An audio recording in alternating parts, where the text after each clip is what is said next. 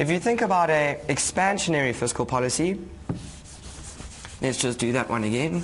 An expansionary fiscal policy, you're trying to shift the aggregate demand curve back. So if that was aggregate demand curve 1, AD 0, there's a decrease in investment, so aggregate demand curve shifts left.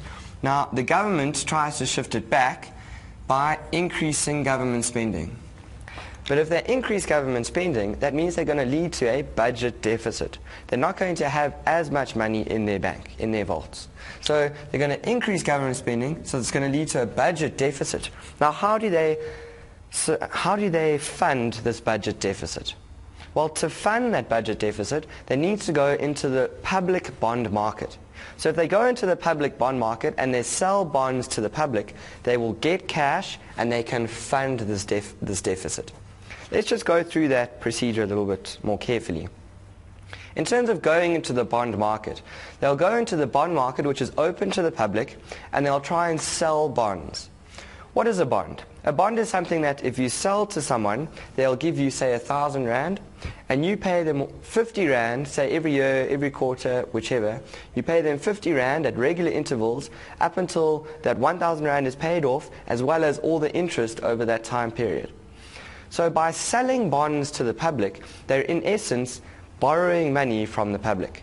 So they go into this bond market and they put all these bonds out there. The ones that you should know about are probably the R153 or R154.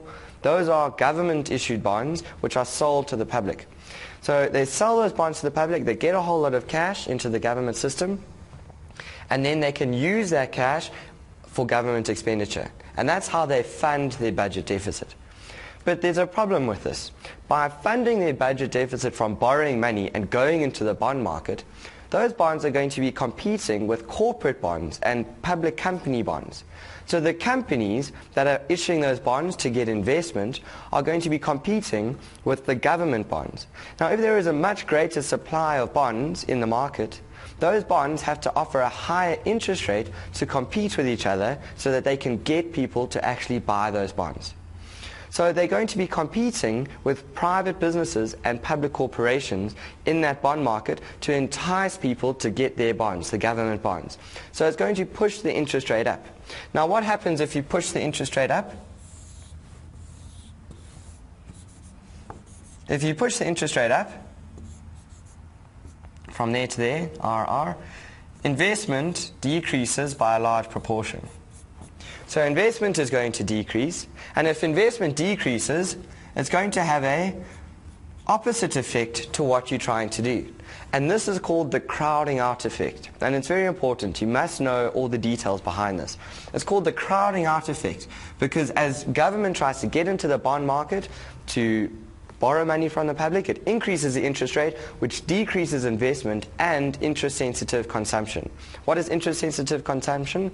Things such as buying cars on loan, houses, mortgages, all those things the payments are very much based on the interest rate payment, and so those payments are going to decrease in consumption and investment's going to decrease, so it's going to have the opposite effect to what you're trying to do. So the government has to be very careful in terms of how they finance this government expenditure.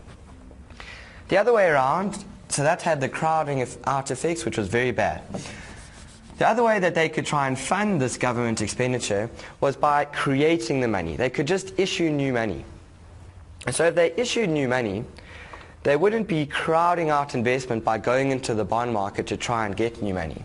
It would shift, the demand curve would come down, aggregate demand curve would come down from investment, but they could shift it back by creating new money. So they print new money and spend that in the economy to try and increase government expenditure.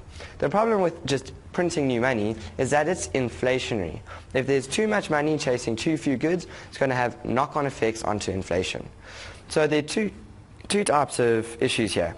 One, they can go into the bond market, but if they do that to finance the government expenditure, they're going to crowd out investment, increase the interest rate, and investment and interest-sensitive consumption will decrease, which is going to work against what they're trying to do. Or they can just create new money and pay for it, but that's going to be inflationary.